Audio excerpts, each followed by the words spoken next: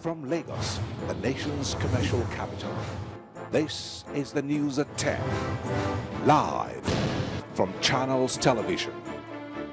Reporting tonight, Amarachi Ubani. Good evening and welcome tonight. Nigeria's security challenges a feature in President Goodluck Jonathan's address to the United Nations in New York. People's Democratic Party, PDP, says it does not expect any law-abiding member to stand against the president in 2015. Lagos government directs all schools in the state to resume on October the 8th, also allays fears of teachers. And Prime Minister of Yemen, Mohammed Basindwa, resigns amidst escalating clashes in the country's capital, Sana'a.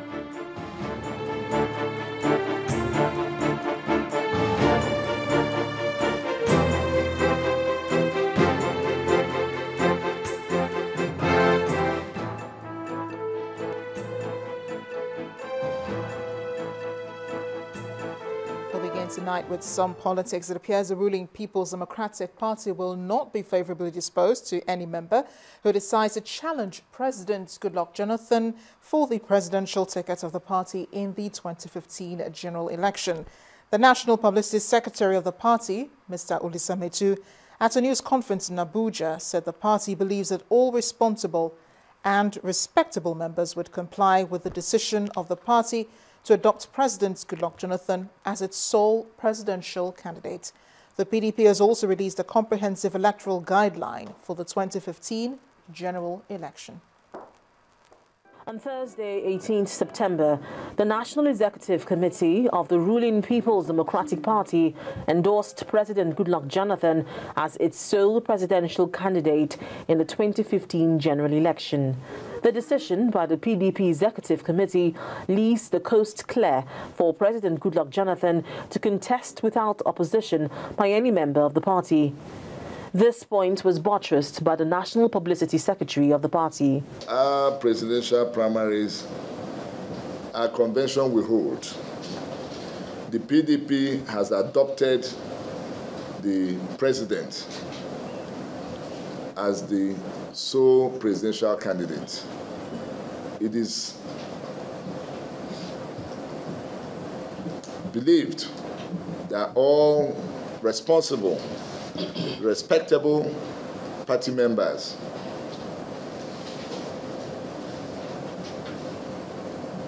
will comply with the decision of the highest making body of the party. But would the Vice President, state governors and federal lawmakers be accorded this same privilege? There's only one National Executive Committee of the party. We have 36 state executives, and we have 777 local government executives. So the decisions of the National Executive Committee can only be reversed by the National Convention, and that means it's the highest organ. So if the National Executive Committee decides to adopt a House of Assembly member as the sole candidate, well, that is different. That is the National Executive Committee. But it is left for the National Executive Committee to take such decisions. The PDP has released a comprehensive electoral guideline for the 2015 general election. The electoral guideline, which has been approved by the party's National Executive Committee, states that the presidential nomination form would be purchased for 20 million naira in addition to an expression of interest form for 2 million naira. Nomination forms for governorship aspirants would cost 10 million naira, and a governorship aspirant must be nominated by 45 persons from the party. Linda Akibe, Channels Television News. The president has left Abuja for the United States today to attend the 69th session of the United Nations General Assembly meeting. While in New York, Dr. Goodluck Jonathan will attend receptions hosted by U.S. President Barack Obama and the Secretary General of the United Nations, Mr. Ban Ki-moon. Mr. President will also address the United Nations Security Council high-level session on threats to international peace and security caused by terrorist acts and present Nigeria's statement to the General Assembly on September 24, 2014. Dr. Goodluck Jonathan is also scheduled to hold bilateral talks with Mr. Ki Moon and the British Prime Minister, David Cameron.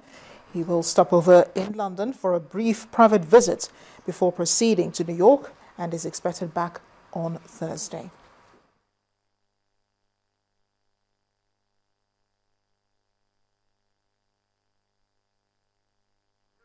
And to this, just in, reports are that the man who has been impersonating as a leader of the Boko Haram sect, Abubakar Shekau, has been killed. A source at the defense headquarters today revealed that Shekau is among the militants killed by the troops in Konduga, Borno.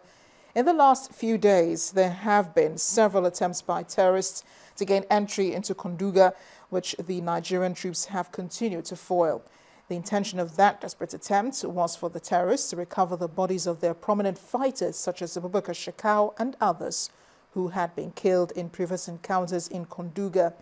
In the meantime, the Nigerian troops have begun mopping up operations in the area. Many members of the Boko Haram sect are said to be fleeing into Cameroon for safety. According to a military source, it is getting more certain that the terrorist commander who has been mimicking Shekau in previous videos is the one killed at Konduga on September 17th, as massive relocation of terrorists to seek safe haven in independent locations in Cameroon has been noticed. Again, there are reports a man who has been impersonating as leader of the Boko Haram sect, Abubakar Shekau, has been killed.